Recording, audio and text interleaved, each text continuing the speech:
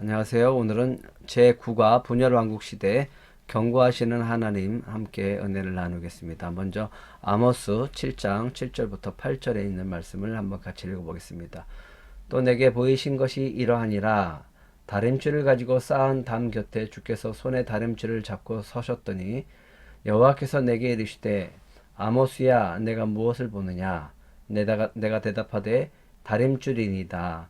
주께서 이르시되 내가 다림줄을 내 백성 이스라엘 가운데 두고 다시는 용서하지 아니하리니. 예. 하나님께서 심판하시는데 무엇을 두냐 하면 이 다림줄을 두신다라고 했습니다. 그래서 다림줄을 달아보시고 거기에 얼마큼 기울었는가 또 얼마큼 적합하지 않은가를 이렇게 보시는 겁니다. 그래서 결국은 하나님의 심판을 받게 되어져서 북이스라엘과 남유다가 멸망하게 되어지고 또 북이스라엘은 회복이 안 되어졌고요. 남유다가 회복이 되어지는 그런 은혜 가운데도 있습니다.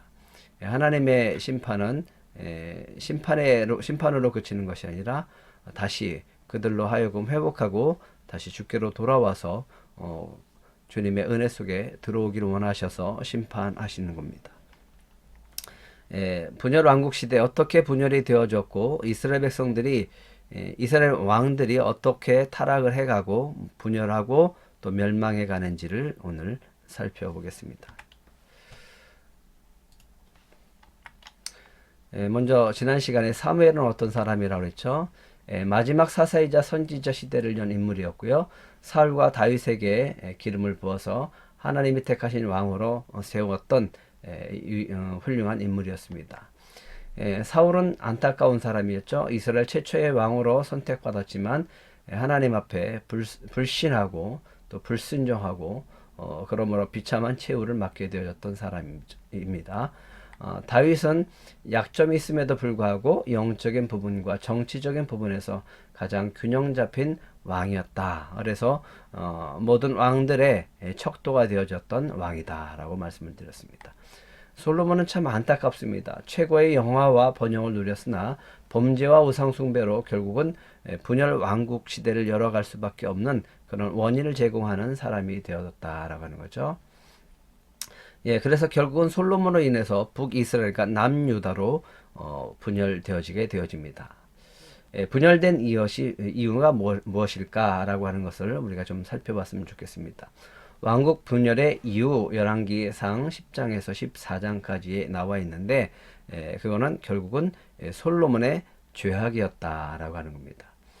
솔로몬은 통일 왕국을 다스린 이스라엘 세 번째 왕이었죠. 하지만 마지막 왕이 되어집니다. 다윗과 바세바 사이에서 난 자라서 하나님의 전을 건축할 약속을 받았던 사람이고요. 솔로몬 성전을 건축했던 사람입니다. 지혜와 더불어 부와 영광을 약속받았고요. 주기 4년째 봄에 성전 공사를 시작해서 7년 만에 완성해서 하나님께 성전을 봉헌해 드렸던 인물이었습니다. 국방에서 뛰어났고요. 명성도 뛰어났고 가장 유일무이한 전무후무한 그렇게 부를 누렸던 인물이기도 했습니다. 하지만 인생의 성공과 실패는 이 땅에서 명성이나 부로서 평가될 수 없다라고 하는 것을 깨닫게 해 주었습니다. 결국은 이것이 우상 숭배로 이어졌고 이스라엘을 타락시키는 결과를 가져오게 되어졌습니다. 그래서 지난 시간 우리가 배웠죠. 하나님의 염려할 때가 있다. 그때는 우리가 어렵고 힘들 때가 아니라 먹고 배부르고 좀 부유하고 누릴 때, 평안할 때 그때 조심해야 된다라고 말씀을 드렸습니다. 신명기의 17장 14절부터 20절에는요. 너희들이 나중에 왕이 세워질 때는 이러이러한 규칙 가운데 세워라 라고 하는 말씀이 있습니다. 그 중에 보면요. 이 율법서의 등사본을 레위 사람 제사장 앞에서 책에 기록하여 평생에 자기 옆에 두고 읽어서 그의 하나님 여호와를 경외하기를 배우고요. 이 율법의 모든 말과 이 규례를 지켜 행하라 라고 말씀하셨습니다. 그래서 가장 중요한 게 뭐냐? 날마다 자기 옆에 하나님의 말씀을 두고 말씀을 보고 말씀을 묵상하고 말씀을 따라 살아가는 것이 가장 축복된 삶이라고 할 수 있는 겁니다. 왕권도 마찬가지입니다. 왕도 하나님이 세우셨기 때문에 그의 삶의 기준, 모든 정치의 기준, 판단의 기준은 하나님 말씀으로부터 나와야 된다라고 하는 거죠. 이것을 누가 잘했냐? 다윗이 잘했습니다. 항상 하나님께 묻고 또 말씀의 기준으로 삼아서 그것을 가지고 백성을 다스리고 통치했기 때문에 하나님의 마음에 합한 왕이었다라고 하는 거죠. 근데 솔로몬은 무엇을 잘못했는가? 이 신명기에서 이야기하는 말씀하신 이 세 가지를 다 어겼던 사람입니다. 말을 많이 두지 말 것, 말을 사러 백성을 애굽으로 보내지 말 것 했지만 말을 많이 비축을 해뒀고요. 애굽으로부터 수입해 온 사람입니다. 아내를 많이 두지 말라. 아내를 많이 두지 말라고 했는데 무려 1000명이나 두었죠. 불을 많이 쌓지 말라. 굉장히 많은 불을 쌓았고 아주 유명했던 사람이 바로 솔로몬이었습니다. 나라가 부강해지고 국방력도 튼튼해졌습니다. 그런데도 불구하고 결국은 솔로몬은 이방신을 섬김으로 타락하는 사람이 되어졌습니다. 결국은 이것으로 인해서 분열 왕국이 이어지게 되어집니다. 솔로몬은 성전 건축을 끝나고 난 다음에도 계속해서 이것저것 건축을 했습니다. 그러다 보니까 건축을 하다 보니까 백성들이 많이 피곤해졌고 세금을 걷다 보니까 백성들의 삶은 점점 힘들어졌던 겁니다. 이것으로 인해서 이스라엘 백성들은 고통에 빠지게 되어지죠. 유다 지파 가운데 강성한 지파 간에 연합이 이루어지지 못해서 다른 지파들과 소외됐다. 북이스라엘이 탄생하고 남유다가 분열되어지는 이 과정 속에서는 이 르호보암이 한 몫을 하게 되어집니다. 솔로몬의 무거운 세금과 노역을 좀 경감해달라고 하는 요청이 있었지만 르호보암이 그걸 듣지 못하고 이 젊은 세대들의 이야기를 듣고 그것을 거절하게 되어집니다. 그것으로 인해서 백성들이 불만을 품고 여로보암을 통해서 북이스라엘의 왕국을 세워지게 되어집니다. 그래서 분열하는 일이 되어졌죠. 하지만 유다 그리고 베냐민은 남유다 그리고 나머지 지파는 북이스라엘로 이렇게 나뉘어지게 되어집니다. 애굽 왕 시삭이 솔로몬의 통치에 반대하는 인사들을 후원하여 솔로몬 왕국의 반체제 세력을 강화시킵니다. 르호보암의 그릇된 야망과 백성들의 신임을 잃게 되어집니다. 결국은 이렇게 해서 북이스라엘과 남유다가 분열되어질 수밖에 없는 거고요. 르호보암을 잠깐 살펴보면 이 르호보암은 솔로몬이 죽자 이스라엘의 12지파의 대표들이 세겜에 모여서 법적 후계자인 르호보암을 왕으로 선출하게 되어집니다. 하지만 여로보암을 주축으로 인해서 북이스라엘은 10지파의 대표와 회중은 여러 가지로 르호보암의 주기를 못마땅히 여겨서 찾아가게 되어지죠. 그래서 요구합니다. 왕의 아버지가 우리의 멍에를 무겁게 하였으나 왕은 이제 왕의 아버지가 우리에게 시킨 고역과 매운 무거운 멍에를 가볍게 하소서. 그래 하시면 우리가 왕을 섬기겠나이다 라고 요청하게 되어집니다. 하지만 이 르호보암은 이 뜻을 거절하게 되어집니다.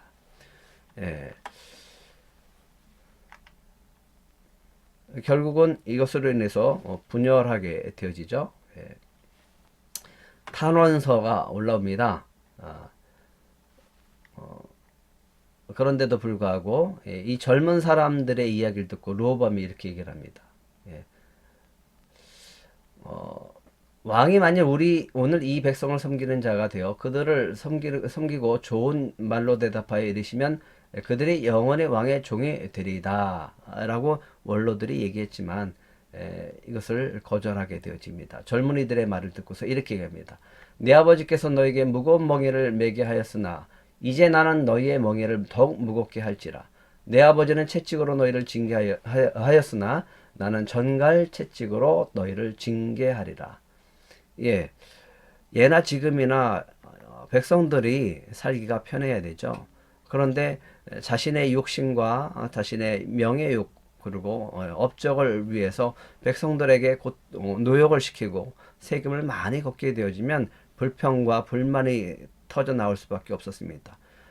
다윗과 다른 왕들의 비교해서 다른 점이 하나 있습니다. 하나는 뭐가 다른가? 다윗은 백성을 먼저 생각했습니다. 백성들을 아끼고 사랑했습니다. 하나님의 백성이라고 보았습니다. 하지만 다른 왕들은 자기가 왕이기 때문에 왕권으로 다스리고 통치하고 억압하고 했었던 그 부분이 많이 다르게 되어지죠. 자기 백성으로 본 거죠. 하나님의 백성이죠. 하나님의 백성을 다스리라고 하나님 대신에 왕에게 왕권을 주고 통치하게 하신 건데 그것이 마치 자기 나라처럼 그렇게 욕심부리고 자기를 높임으로 말미암아 백성들을 고통에 빠지게 했다라고 하는 거죠. 르호보암이 대표적이라고 할 수 있습니다. 결국은 이 르호보암 때문에 다른 왕들도 똑같이 그런 어려움을 겪게 되어지고 죄를 범하게 되어집니다. 사치욕과 허영심이 있었습니다. 독재하는 거죠. 왕이 정말 하나님의 왕이라고 하는 것을 늘 기억을 해야 되는데도 불구하고 하나님의 그 왕을 자신에게 왕권을 주셨다라고 하는 것을 기억하고 살아야 되는데 그렇지 않았죠. 여로보암도 마찬가지입니다. 여로보암은 솔로몬의 감독이었습니다. 감독이었는데 솔로몬을 통해서 이 공사하는 이 감독관으로 세워졌던 사람인데 그 솔로몬의 가혹한 정치를 보고 나올 때는 선지자 아이야를 만나게 되어집니다. 어느 날 아이야가 와서 이렇게 얘기를 하는 거예요. 내가 장차 이스라엘 열 지파의 왕이 되리라 이렇게 예언하는 겁니다. 굉장히 위험하죠. 솔로몬이 살아있는데 어떻게 이런 말을 할 수 있습니까? 그래서 감당하기가 어려웠는데 솔로몬이 이것을 알고 이 여로보암을 죽이려고 합니다. 그때 여로보암이 애굽으로 피신하게 되어졌고요. 솔로몬이 죽었다라고 하는 소식을 듣고 여로보암이 귀국을 합니다. 그리고 이 다른 지파들을 중심으로 해서 지도자로 세워지게 되어집니다. 그래서 이 백성들의 의견을 가지고 르호보암에 가서 이야기했지만 르호보암이 거절하게 되어졌습니다. 그래서 이스라엘 백성들이 여로보암을 중심으로 해서 나라를 세우게 되어집니다. 이것이 북이스라엘입니다. 두 사람의 이야기가 우리들에게 주는 교훈이 있습니다. 두 사람 모두 기회가 주어졌습니다. 하지만 자신들에게 주어진 거룩한 기회를 활용하지 못했다라고 하는 겁니다. 주님이 우리에게 항상 기회를 주십니다. 그 기회를 붙잡으시고 온전히 주님의 뜻을 따라가면 주님이 선한 길을 열어주시고 주님이 우리에게 축복해 주실 줄 믿습니다. 북이스라엘에 대해서 우리가 잠깐 살펴보겠습니다. 이렇게 해서 결국은 여로보암이 북이스라엘의 초대 왕으로 선출되어지게 됩니다. 여로보암은 르호보암의 그릇된 야망으로 돌아선 백성들을 규합해서 나라를 세우게 되어지고요. 하나님의 계명과 율법을 범하였고 계속되는 경고에도 아랑곳하지 않고 죄를 저지르는 왕이 되어지게 됩니다. 여로보암이 왕이 되었어요. 그러면 분명히 솔로몬이 잘못한 것이 무엇이고 르호보암이 잘못한 것이 무엇인지 잘 알기 때문에 그 잘못된 것을 버리고 올바른 통치를 했어야 되는데도 불구하고 여로보암도 똑같습니다. 백성들의 마음이 유다로 향할 것을 두려워해서 새로운 제사법을 제정을 하게 되어집니다.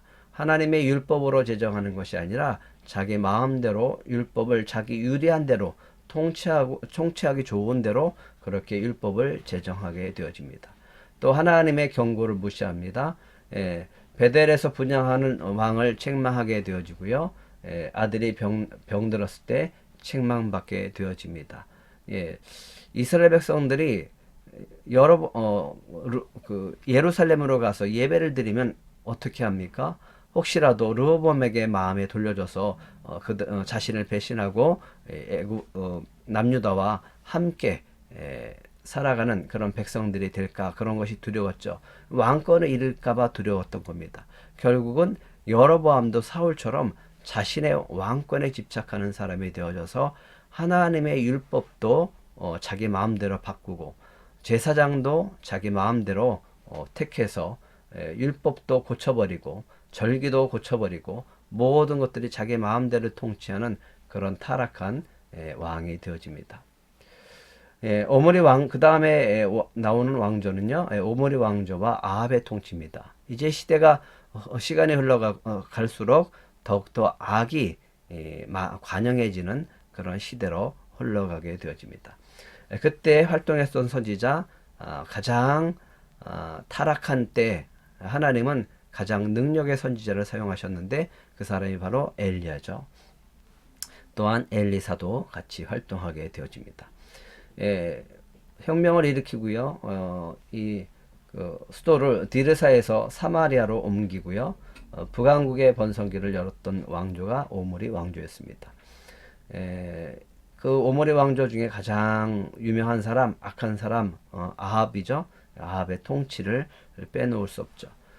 나라는 부강해졌습니다. 온 백성으로 하여금 이방의 우상들이 들어오게 되어졌고요. 특히 아합의 왕비였던 이세벨이 두로와 시돈에서 우상 바알과 아세라를 음란히 섬기게 했습니다. 그래서 온 북이스라엘 땅에 이 우상으로 가득 채워졌던 그런 왕비 이세벨이 참 못되고 악한 여자였죠. 그래서 이세벨은 오히려 아합 왕을 통치하고 아합 왕을 조정하는, 또 이방의 우상들을 다 가지고 와서 숭배케 하는 그런 죄악의 통로가 되어집니다. 그래서 결국은 영적 타락의 원인이 되어집니다. 그런 가운데도 하나님은 그 암울한 속에서도 유능하고 능력 있고 하나님의 사람으로서 엘리야와 엘리사를 사용하셔서 이스라엘을 통치해 나가는 것을 보게 되어집니다. 그 다음에 왕조가 예후 왕조입니다. 예후 왕조 때 활동했었던 선지자는 요나와 아모스입니다. 예후는 개혁을 시도하게 되어집니다. 아합 왕의 왕조가 너무나 타락을 하니까 하나님께서 예후를 통해서 아합 왕조를 심판하게 하셨습니다. 그러면 예후가 아합 왕의 그 죄악들을 보고 다 정화시켰다면 예후도 또한 하나님의 마음에 합한 왕으로 살아가야 되는데도 불구하고 예후도 후에 똑같은 사람이 되어지고 그 왕조도 역시 타락하는 범죄하는 그런 왕조가 되어집니다. 역시 이세벨에 의해서 아합 왕에 속한 바알과 선지자 유다의 아하시아 왕을 죽였는데도 불구하고 그 금송아지 숭배를 계속하게 되어집니다. 종교개혁이 일어나는 것처럼 보여졌지만 결국은 그도 타락하게 되어집니다. 이때 그 예후 왕조 시대 때 활동했었던 요나가 있었죠. 요나는 왕국의 지경이 회복될 것을 예언했고요. 여로보암 2세 때 예언이 실현되어지고 활동하게 되어집니다. 그 다음 활동한 선지자는 아모스인데, 이 아모스는 북이스라엘이 얼마나 타락했는지 그것에 대해서 이야기하고 또 선포하고 있습니다. 특별히 정의에 대해서 이야기합니다. 말씀합니다. 하나님의 정의, 공의가 실현되어야 된다라고 이야기하죠. 하지만 벌써 이 북이스라엘에는 우상 숭배로 인해서 이 하나님의 율법에서 떠나 있었고 죄악으로 만연해 있을 뿐만 아니라 사회가 정의가 사라져 버렸습니다. 하나님의 공의가 사라졌습니다. 그래서 타락하고 또 심판받을 수밖에 없는 그 길로 다가가게 되어집니다. 그래서 이제 마지막 말기의 왕들과 호세아가 있는데, 마지막에 가면 굉장히 왕들의 그 반역이 일어나는 것을 보게 되어지고 또 끝이 좋지 않습니다. 대부분 다 살해당하는 그런 끔찍한 일들이 있습니다. 마지막 북이스라엘의 멸망을 앞두고 정말 가슴 아프게 이렇게 하나님의 사랑을 전했던 선지자 호세아죠. 사마리아의 멸망이 임박했음을 예언했고요. 여호와께서 돌아오면 용서하리라고 하는 복음을 끊임없이 선포했던 사람 바로 호세아 선지자입니다. 남유다로 가보겠습니다. 남왕국 유다는요. 다윗의 혈통을 이어가게 되어지고 하나님께서는 사무엘상 7장의 언약이 굉장히 중요하다고 그랬죠. 그 언약을 따라서 하나님은 남왕국의 다윗의 혈통을 이어가게 합니다. 하지만 이 남유다도 타락하게 되어진 원인이 있습니다. 솔로몬 때부터 했었던 이 타락하게 되어진 원인 중 하나는 정략 결혼입니다. 하나님은 이방인과 결혼하는 것을 허락하지 않았습니다. 그런데 국가의 안정을 위해서, 국방을 위해서 그들은 정략 결혼을 했고, 정략 결혼으로 인해서 그 여성들이 섬겼던 우상들이 들어왔고, 백성들 또한 왕 또한 우상을 섬김으로 타락하게 되어집니다. 여호람이 그랬고요. 아하스라고 하는 왕이 하나님을 버리게 되어집니다. 미가 선지자와 이사야 선지자의 권고를 무시하고 바알 숭배하고요. 영적 윤리적 퇴폐가 이루어졌고 가나안 족속의 가증한 행위를 따라하고요. 심지어는 어린이 아이들을 이 제물로 바치는 어린이 제사를 드리기도 합니다. 여기서 하나님의 심판의 방법을 한번 살펴보면요. 이런 타락해가는 남유다를 향해서 하나님이 하시는 것이 있습니다. 뭐냐면 사사기 때부터 계속했었던 방법이 뭐였죠? 외세의 침략을 받게 하는 거죠. 그래서 시리아와 이스라엘의 침략을 당하게 합니다. 계속 북이스라엘과 싸우게 하시고 또 아수르에 의해서 시리아에 의해서 계속 공격을 당하게 되어지는 일들이 있죠. 그 다음에 이사야가 권고합니다. 두려워 말고 하나님을 의지하라 라고 권고를 하지만 아하스 왕은 결국은 그것을 버리게 되어지죠. 말을 듣지 않죠. 그래서 아시리아의 도움을 요청하는, 하나님의 도움을 요청하는 것이 아니라 이 다른 나라의 도움을 요청함으로 하나님의 마음을 상하게 하는 일들이 있습니다. 파멸의 보증, 가장 악하고 반역적인 왕, 그러면 남유다에는 므낫세 왕으로 둡니다. 므낫세 왕은 가장 악한 왕으로서, 악을 저지르는 왕으로서 북이스라엘뿐만 아니라 남유다에 있는 이 모든 이방신들이 이 므낫세에 의해서 섬겨지는 아주 끔찍한 악을 저지르게 되어지죠. 그런데 이 므낫세 왕의 특징은 그렇게 악한 왕임인데도 불구하고 통치 기간이 굉장히 길었다라고 하는 겁니다. 므낫세는 개혁자 히스기야의 아들이었으나 극심한 우상 숭배로 유다 왕 중에서 가장 악한 왕으로 기록하고 있다. 그래서 결국은 하나님이 말씀하십니다. 므낫세로 인해서 남유다는 멸망당할 것이다. 그래도 마지막에 한번 종교개혁을 일으키는 사람이 있었는데 그 사람이 바로 요시야 왕입니다. 에레미야가 요시야 왕 때 활동했었던 선지자죠. 하지만 요시야 왕도 그렇게 종교개혁을 하는 데 있어서 정말 전무후무한 아주 많은 업적들을 세우고 그리고 하나님 말씀 앞에 서게 하는 그런 놀라운 일들을 하게 되어지고 이방 신상들을 다 파괴하고 하지만 안타깝게도 남유다에 깔려 있었던 우상 숭배 그 죄들이 다 회복되지는 못했습니다. 결국은 그래서 멸망의 길로 가게 되어집니다. 우리가 잠깐 이 남왕국 유다의 왕들 이 20명을 간단하게 한번 대충 살펴보겠습니다. 자세한 거는 여러분들이 성경을 보시고 또 여기에 요약되어 있는 것들을 보시면 좋을 것 같습니다. 첫 번째 르호보암 왕입니다. 솔로몬의 아들이었죠. 17년 통치하고요. 여러 번 우요총을 거부했다가 분열하게 되어집니다. 남유다의 왕국으로서 이제 베냐민 지파와 유다 지파가 통합이 되어져서 남유다로 남게 되어지고요. 이것으로 인해서 하나님께서 애굽 왕 시삭을 통해서 침략을 당하게 합니다. 결국은 이 그때부터 성전 또 왕궁에 있는 금 이것들이 다 빼앗기고 하는 그런 역사가 반복되어지게 됩니다. 북이스라엘과 나누어지면서 여로보암을 치기 위해서 군사를 모집을 했지만 스마야가 하지 말라고 하나님의 말씀을 전함으로 말미암아 그가 포기를 하게 되어집니다. 그 다음에 르호보암의 아들이었던 아비암이 두 번째 왕이 되어지고요. 잠깐 3년 동안 통치하게 되어집니다. 북이스라엘과 여로보암과 계속 전쟁을 벌이고요. 국경선의 일부를 회복하게 되어집니다. 그리고 세 번째 왕 아사는요. 그래도 좀 선한 왕에 속했다라고 볼 수 있죠. 41년 동안 통치했고요. 구스 세라의 침략을 받았으나 하나님께 간구해서 세라를 격파합니다. 그래서 그날까지 추격하고요. 하나님을 믿고 하나님을 의지하는 그런 사람이었습니다. 할머니 마하가의 아세라상을 불태워 폐위시키고요. 북이스라엘 바하사에게 라마를 빼앗겼으나 아람왕 베나닷에 의해서 도움을 청하여 라마를 되찾게 되어집니다. 이때부터 아사는 하나님이 아니라 아람을 의지함으로 말미암아 하나님께 책망을 받게 되어집니다.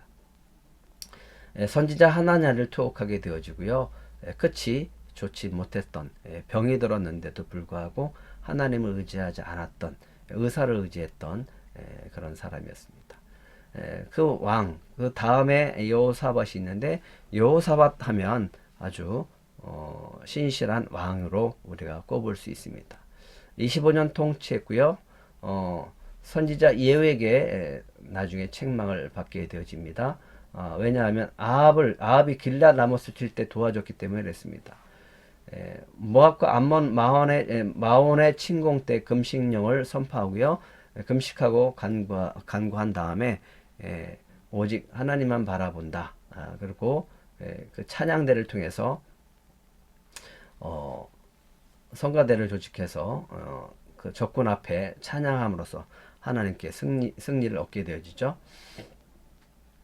오벨에게 가져온 금으로 배를 만들어서 에시온 기벨에 둔 것은 잘못된 거고요. 여호와의 율법에 순종하는 생활을 강조했었던 사람입니다. 여호사밧의 가장 잘못한 점, 아합과 사돈을 맺었던 것, 이것이 굉장히 잘못된 점이라고 할 수 있겠죠. 그래서 이 여호람은요, 아합 왕의 딸 아달랴와 결혼을 하게 되어집니다. 그래서 결국은 우상 숭배를 하게 되어지고 블레셋과 아말렉의 침공을 받게 되어집니다. 그 다음에 여호람의 아들 아하시아는 1년 있습니다. 1년 통치합니다. 잠깐 통치합니다. 북이스라엘 왕 요람과 함께 수리아와 싸웠으나 패전하고 무기토까지 도망합니다. 하지만 하나님이 예후를 통해서 심판하게 하셔서 결국은 북이스라엘의 예후에게 살해당하는 끔찍한 일을 당하게 되어집니다. 예, 아달랴는 여성입니다. 아하시아의 어머니입니다. 그래서 북이스라엘 남유다 통틀어서 여성의 왕이 되어진 것은 아달랴가 유일합니다.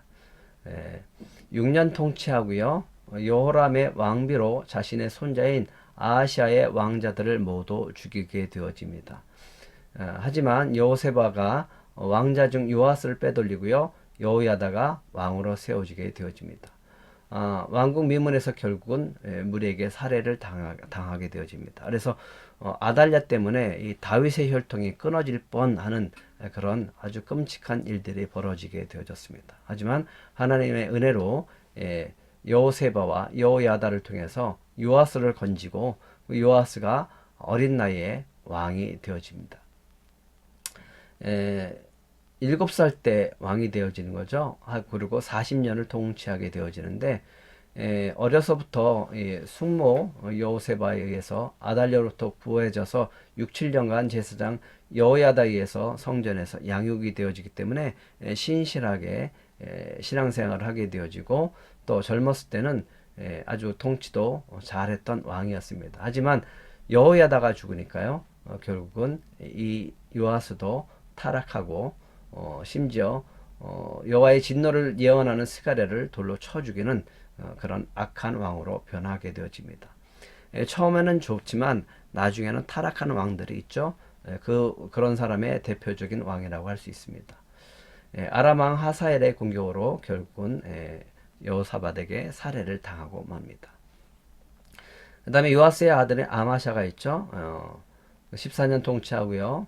에돔왕과의 전쟁을 위해서 북이스라엘에게 은 100달란트의 용병 40만을 샀습니다. 하지만 용병을 다시 돌려보내죠. 세일에서 우상을 섬기게 가져오고요. 북이스라엘에게 베스메스에서 도전했다가 포로가 되어지는 그런 상황이 되어지기도 합니다. 내란을 위해서 암살당합니다. 그 다음에 우시아입니다. 아사라라고 하는 이 왕이죠. 굉장히 오래 통치합니다. 52년 동안 즉위 나이 16살 때 즉위해서 52년 동안 통치하게 되어집니다. 스가랴가 살아있는 동안 통치하면서 명성이 높아지자 나중에는 교만해집니다. 제단불을 잡으려다가 문두병에 걸리게 되어지고요. 이제 요담을 통해서 섭정하게 되어지는 왕입니다. 우시아의 아들이었던 요담은요 16년간 통치하게 되어지고요. 아버지가 문두병에 걸려서 섭정하게 되어집니다. 다메섹과 북이스라엘의 왕 베가의 위협을 받았습니다. 그 다음에 아하스 왕은 15년 통치하게 되어집니다. 이 아하스 왕도 참 문제가 많은 왕입니다. 자신의 아들을 불 가운데로 지나게 하고 산당과 산 위에 또 나무 아래에서 제사를 지내는 끔찍한 일을 벌이게 되어집니다. 여호와께서 진노하셔서 아람 왕 르신과 북이스라엘 왕 베가에게 예루살렘을 치게 하셨고요. 회개하지 않고 다메섹의 우상의 제단을 만듭니다. 거기 다메섹 것들이 너무 제단이 좋아 보이는 거예요. 그래서 그것을 그대로 본따서 가지고 와서 우상을 숭배하는 그런 어리석은 왕이 아하스 왕이었습니다. 그 다음에 히스기야 왕인데요. 히스기야는 우리가 너무나 잘 알고 있는 왕이죠. 29년 통치하게 되어지고요. 이 남유다 가운데 선왕 중에 한 사람이라고 할 수 있습니다. 나라를 참 잘 다스리고 하나님을 잘 신실하게 믿었던 사람입니다. 당시에까지 남아 있었던 모세의 노뱀을 부숴버리고요. 아수르 왕 사네립과 성전과 왕국의 장식품을 빼앗기게 되어집니다. 사네립이 예루살렘을 침공하려고 하자 간절히 기도하죠. 그래서 여호와의 사자로 인해서 아수르군 18만 5천 명을 하루 밤사이에 진멸하는 그런 놀라운 일이 있었습니다. 병들어 죽게 되었을 때 기도로 15년간 수명이 연장되어진 것으로도 유명합니다. 이때 히스기야 왕 때 북이스라엘은 멸망당하게 되어집니다. 그 다음에 히스기야 왕이 수명이 연장받아서 나왔던 왕 므낫세가 있죠. 근데 이 므낫세는 북이스라엘 남유다 가운데 가장 악한 왕이었다라고 말씀을 드렸습니다. 55년 통치하고요. 22년간 바알 아세라 이런 성신들은 우상 숭배하고요. 성전에 우상의 단을 쌓습니다. 하나님의 진노로 인해서 아수르에게 예루살렘을 공격받게 되어집니다. 이미 아수르는 북이스라엘을 멸망시켰죠. 그래서 계속 아수르에 의해서 남유다가 공격을 받게 되어집니다. 최초로 또 바벨론에 의해서 포로로 끌려가게 되어집니다. 하지만 회개한 후에 하나님께서 참 므낫세에게 주신 은혜가 크죠. 회개하니까 다시 왕위를 되찾게 합니다. 우상을 제거하고 여호와만을 섬기게 되어집니다. 하지만 이미 늦었습니다. 이 므낫세의 죄악으로 인해서 이스라엘 백성의 죄악은 남유다의 죄악은 만연해 있고 뿌리를 뽑을 수가 없었어요. 아몬이 왕이 돼서 2년 동안 잠시 통치하지만 암살당하고요. 최종적으로 마지막으로 종교개혁을 일으켰던 요시아가 있었습니다. 31년 동안 참 많은 일을 했고 선왕이었습니다. 제사장 힐기야의 율법책을 발견하고 모든 백성에게 율법을 낭송하고 율법을 가르치고 또 하나님의 말씀으로 돌아오고 신앙의 개혁을 종교개혁을 해서 북이스라엘까지 만연했었던 이 우상들을 타파하고 또 전국적으로 하나님께 돌아오게 하는 그런 일들을 감당했지만 안타깝게도 이 뿌리 깊게 내려진 남유다의 죄악으로 인해서 결국은 하나님은 심판할 수밖에 없게 되어졌습니다. 그때 당시 아수르와 이 애굽이 연합해서 바벨론과 전쟁을 벌이는 그런 상황에서 중간에 이 요시야가 애굽을 바로 느고와를 막으려고 하다가 이 무기또에서 접전하다가 죽임을 당하게 되어집니다. 전사하게 되어집니다. 이제 여호와스가 됩니다. 여호와스 3달 합니다. 3달. 바로 누구에서 잡혀가서 애굽에서 죽임을 당합니다.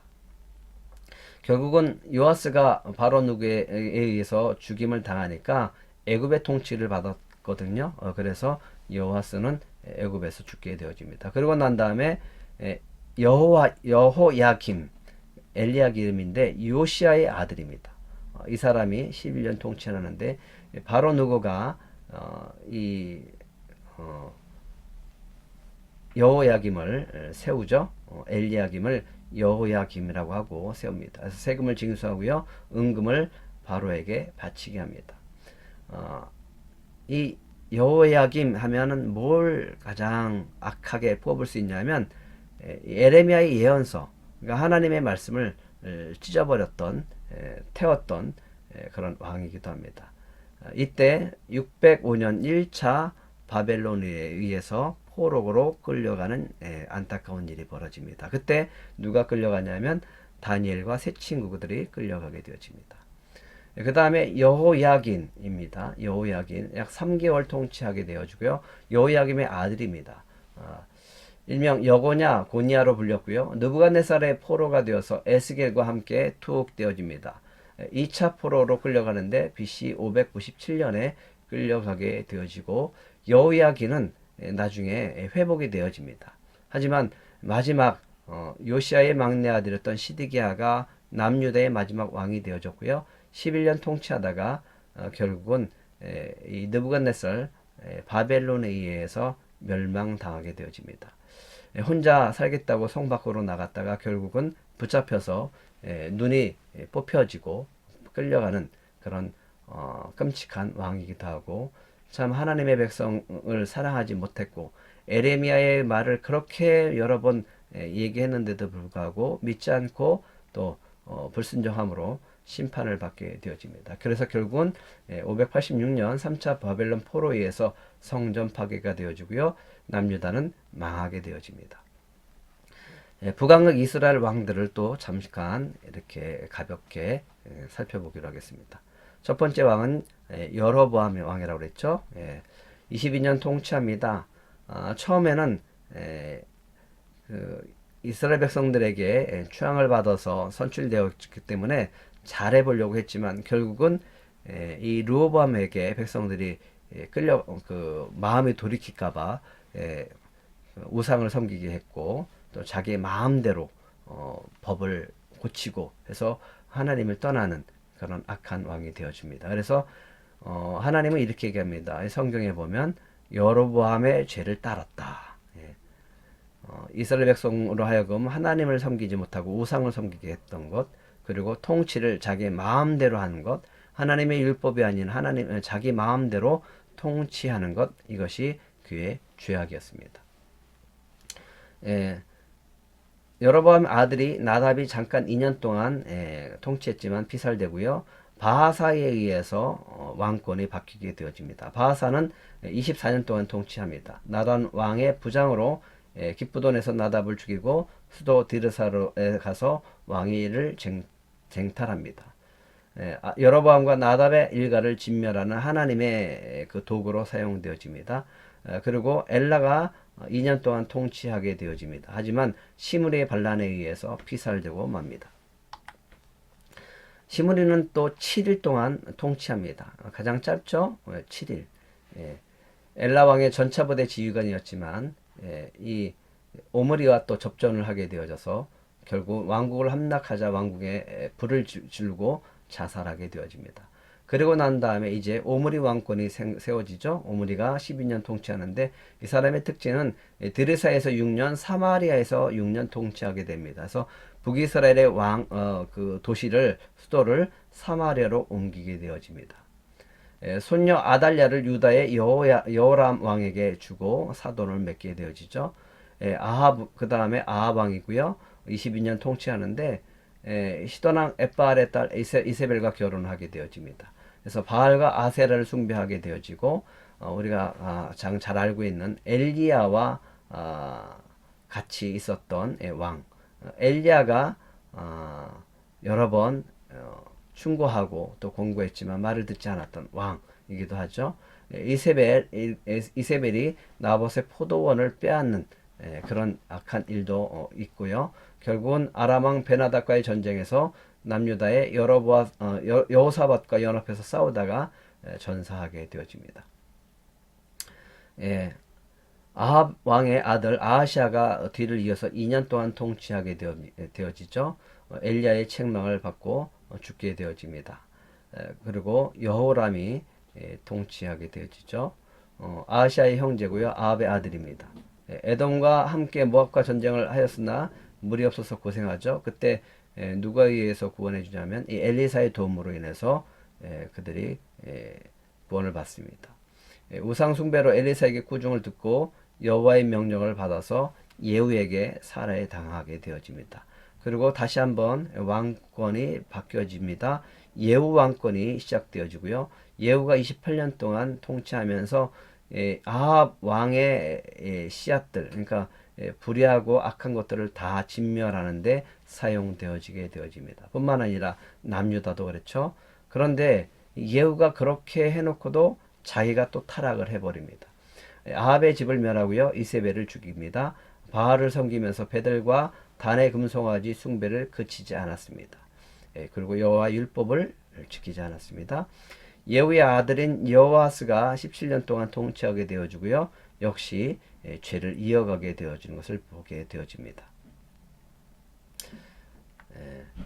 여호아스가 있습니다. 여호아스는 16년 통치하고요. 엘리사의 임종 때 방문해서 아람을 3번 쳤다가 엘리사가 눈물을 흘리게 되어지는 그런 일들이 있었죠. 남유다와 아마샤를 사로잡고 예루살렘을 약탈하는 왕이었습니다. 그리고 여로보암 2세가 있습니다. 여로보암 2세 41년 동안 통치하는데 북이스라엘 역사 속에서 가장 번성하게 되었던 때라고 보여집니다.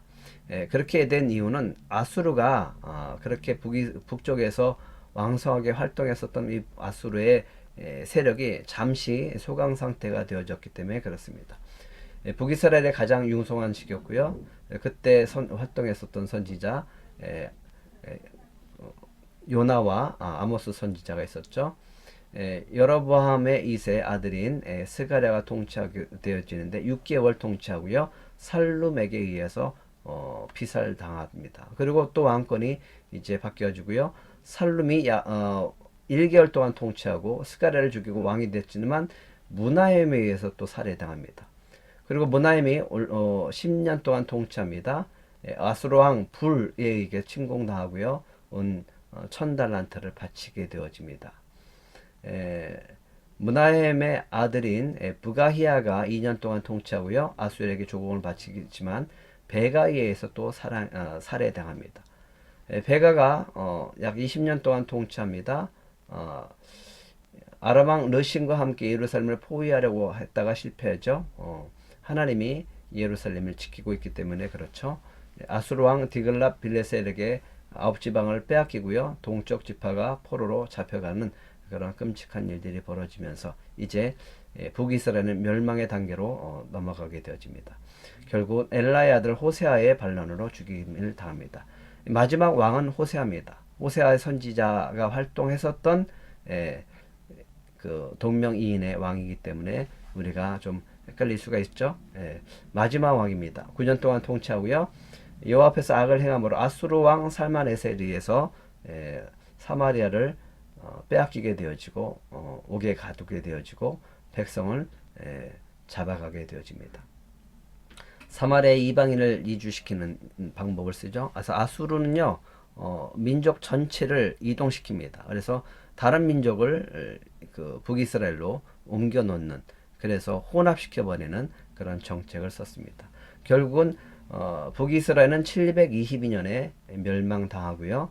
단일 왕국으로는 왕으로 온 사울, 다윗, 솔로몬 그래서 세 명이 단일 왕국 시대 120년을 통치하고 분열 왕국 시대는 그 이후부터 북이스라엘의 19명, 남유다가 20명. 그래서 총 왕정 시대의 왕들을 따져보면 약 42명이었습니다. 42명이었는데 하나님의 마음에 합한 왕, 그 사람은 오직 다윗밖에 없었습니다. 예, 하나님이 경고하셨죠. 사무엘을 통해서 경고했습니다. 왕정 시대 또 왕 제도는 이렇다. 그렇게 경고했음에도 불구하고 이스라엘 백성들은 그래도 왕을 달라고 했습니다. 결과가 어떻게 됐습니까? 다 멸망하게 되어졌습니다. 이런 시대에 하나님의 말씀을 경고했었던 사람들이 바로 선지자들이죠. 이 선지자들의 메시지는 여러분들이 읽어보시고요. 우상숭배는 하나님을 제일로 삼지 않는 것을 뜻하고요. 그것은 하나님과 특별한 언약을 맺은 공동체인 것을 잊고 다른 종족과 민족의 신들과 놀아나는 것을 뜻하였습니다. 그러니까 우선권을 빼앗기면 안 됩니다. 하나님 앞에는 늘 순종을 해야 됩니다. 하나님 앞에 말씀을 지켜 살아야 되는 거죠. 불의가 있습니다. 불의. 하나님의 공의에서 벗어나고 하나님의 말씀에서 벗어나는 것. 선지자들은 하나님의 징벌이 처음에는 아수르를 통해서 그 다음은 바벨론을 통해서 오고 있다는 것을 알게 되었고요. 이러한 비극이 그들의 죄에 의해서 징벌임을 선포하게 되어졌습니다.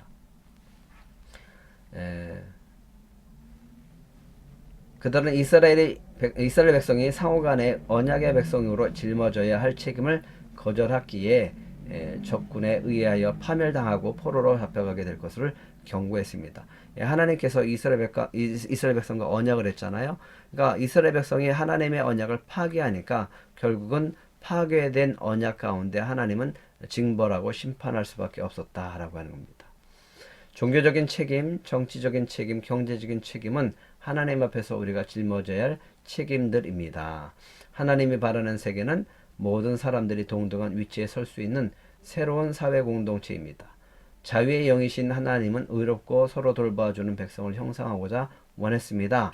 하나님의 나라를 원하는 거죠. 지금도 마찬가지였습니다. 하나님은 언약의 백성이 이스라엘이 전 세계 앞에서 의의 표본이 되기를 바라셨던 겁니다. 하지만 이스라엘 백성은 하나님을 떠나서 멸망하는 백성이 됐습니다. 왜 그랬을까? 우상을 숭배하고 하나님을 떠나서 우상을 통해서 뭔가 얻어보려고 했었던 그런 어리석음 때문에 그런 거죠. 이기심이 팽배했고 또 하나님의 말씀을 떠나니까 정의도 사라지게 되어졌습니다. 결국은 하나님의 나라의 특성과 정체성이 보여줘야 되는 그런 모습들은 하나도 보이지 않고 이방 나라처럼 그렇게 아까운 죄악을 범하면서 우상을 섬기면서 살게 되어진 겁니다. 불의는요, 하나님보다 자신들을 제일로 여기는 것, 그 결과 이웃에 대한 관심과 약자에 대한 동정심을 잃게 되는 것이 결국 불의다라고 말씀하고 있습니다. 그 중에 아모스 선지자가 북이스라엘 향해서 선포했죠. 아모스 4장 4절부터 6절 말씀 같이 읽어볼까요? 가난한 자를 삼키며 땅에 힘없는 자를 망하게 하려는 자들아, 이 말을 들으라. 너희가 이르기를 월삭이 언제 지나서 우리가 곡식을 팔며 안식일이 언제 지나서 우리가 밀을 내게 할꼬, 에바를 작게 하고 세계를 크게 하여 거짓 저울로 속이며 은으로 힘없는 자를 사며 신 한 켤레로 가난한 자를 사며 찌꺼기 밀을 팔자 하는도다. 오로지 돈에만 관심이 있습니다. 그래서 돈으로 돈 때문에 영혼을 파는 그런 끔찍한 죄악을 범하게 되어진 겁니다. 그래서 하나님께서 아모스를 통해서 환상을 보여주는데 이 다름죄를 달아보는 겁니다. 하지만 이 다름줄에서 그들이 벗어났기 때문에 결국은 심판하게 되어졌다라고 하는 겁니다. 이 북이스라엘과 남유다를 향해서 그렇게 죄악 가운데 있는 이 백성들을 향해서 수없이 하나님은 하나님의 말씀을 전합니다. 하나님의 뜻을 전합니다. 이사야를 통해서, 호세아를 통해서, 에레미야를 통해서 계속 전하게 되어집니다. 아모스 6장 4절에서 7절에서 보면요. 너희는 상하로 장식한 침대에 누워서 부드러운 양고기와 살찐 송아지 고기를 먹었다. 비파를 연주하며 다윗처럼 악기에 맞춰 노래도 지었다. 포도주를 대접 가득히 마시고 가장 좋은 향수를 쓰면서도 요셉의 멸망은 슬퍼하지 않았다. 그러므로 너희가 가장 먼저 포로로 끌려갈 것이다. 너희의 잔치는 끝나게 될 것이다. 쉬운 성경으로 이렇게 얘기를 하고 있습니다. 그들에게는 불의로 가득 찼고 또 하나님을 떠난 죄악으로 가득 찼기 때문에 심판할 수밖에 없었다라고 하는 겁니다. 선지자를 통해서 하나님은요, 하나님의 분노를 대신하게 했습니다. 책망하게 하셨습니다. 진노를 통해서 징계하게 하십니다. 여호와여, 내가 수척하였사오니 내게 은혜 베푸소서. 여호와여, 나의 뼈가 떨리오니 나를 고치소서. 나의 영혼도 매우 떨리나이다. 여호와여, 어느 때까지니까? 시편의 말씀입니다. 하나님께서 계속해서 북이스라엘과 남유다를 향해서 돌이키기를 원해서 하나님의 뜻을 전하는 선지자들이 있는데, 이 멸망에 관한 가운데 보냈던 선지자들이 있습니다. 이 이사야 선지자, 에레미야 선지자, 에스겔, 다니엘이 있습니다. 특징은 이사야는 이제 장차 이스라엘 백성들이 남유다가 멸망할 것을 아시고 하나님께서 이사야를 통해서 말씀하십니다. 하지만 멸망한 후에 하나님께서 어떻게 회복할 것인가, 이런 부분도 함께 이야기하고 있습니다. 그래서 사역지는 예루살렘이고요. 내용은 하나님께서 남은 자에게 영광스러운 미래를 약속하신다. 하지만 먼저 심판이 있겠죠. 특징, 복음의 선지자이고요. 메시아의 선지자로 불려지게 되어집니다. 성경의 66권, 이사야도 66권, 이것이 특징이죠. 에레미야는 이제 멸망에 관한 이 남유다의 참 눈물의 선지자로 유명합니다. 아나돗 예루살렘의 죄와 운명, 미래의 영광, 오히려 하나님의 뜻이 항복하라고 하는 겁니다. 근데 이스라엘 백성들은 그걸 믿지 않았죠. 다른 선지자도 그랬습니다. 거짓 선지자도 그랬습니다. 아니다. 어떻게 하나님의 백성들이 바벨론에게 포로로 끌려가고 항복할 수 있느냐? 그거는 거짓이다. 오히려 그렇게 얘기를 했습니다. 눈물의 선지자고요. 심판의 선지자, 희망의 선지자로 불려지게 되어지고요. 유다는 멸망할 것이다 라고 선포하게 되어집니다. 결국은 그렇게 선포하는 가운데 2차 포로로 끌려가고 있는 가운데 여호와긴과 함께 끌려갔었던 에스겔 선지자, 그러니까 에레미야 선지자와 에스겔의 선지자가 다른 점은 에레미야는 남유다에서 선포했고요. 에스겔은 북이스라엘에 끌려가서 포로 가운데 있으면서 그곳에서 하나님의 말씀을 전하는 그런 특징이 있습니다. 그래서 환상이 많이 등장하고요. 그래서 시대별로 어떻게 이스라엘 백성들이 멸망해 가는지, 그리고 나중엔 어떻게 회복할 것인가 라고 하는 것들을 기록하고 있습니다. 다니엘은 제1차 포로로 끌려가게 되어지죠. 가장 먼저 포로로 끌려갔던 사람이지만 거의 90세가 넘도록 이 끌려가서부터 페르시아 초기 시대까지, 다리오 왕 때까지 총리로서 아주 장기적으로 그 바벨론과 페르시아의 중요한 인물로서 그 지혜 가운데 사용받고 있었던 사람이고, 하나님께 놀라운 그 환상과 또 예지의 능력을 주셔서 예언하고 또 선포했었던 다니엘 선지자가 있습니다. 여러분들이 지금까지 여러 가지 이야기를 했습니다. 왜 분열했을까요? 여러분들이 한번 생각해 보시기 바랍니다. 분열된 원인이 뭘까? 그리고 하나님은 그 분열된 왕국을 통해서 어떤 메시지를 주는지, 거기에는 회복의 메시지는 없는지, 이런 것들을 다시 한번 여러분들이 책을 살펴보시면서 하나님의 마음을 한번 살펴봤으면 좋겠습니다. 그리고 오늘 이 시대에 하나님은 그 다림줄을 내려주셨을 때 우리는 얼마나 벗어나 있는가, 아니면 그 하나님이 원하는 그 방향 안에 우리가 들어가서 살고 있는가를 우리가 살펴봐야 될 줄 믿습니다. 주님이 원하시는 것이 있습니다. 아모스 선지자 때나 이사야 때나 우리에게 얘기했었던 부분이 있습니다. 하나님의 공의가 펼쳐지는 세상, 하나님의 뜻대로, 하나님의 말씀의 기준대로 통치되어진다면 그것이 하나님의 나라가 되어집니다. 하지만 죄악으로 인해서 여전히 우리는 사치와 이기심, 또 욕심, 권력 이런 것을 통해서 불의가 가득한 세상이 되어지면 하나님은 어쩔 수 없이 또 심판하실 수밖에 없습니다. 그 가운데 우리가 살아갈 수 있는 비결, 오직 하나님 말씀을 가지고 거룩한 삶을 살아야 될 줄 믿습니다. 오직 예수 그리스도를 믿고 주님이 주시는 말씀을 날마다 묵상하면서 주님께서 주시는 은혜 속에서 살아가며 또 하나님 나라를 위해서 복음을 전파하며 살아가는 저와 여러분이 되시기를 축복합니다. 감사합니다.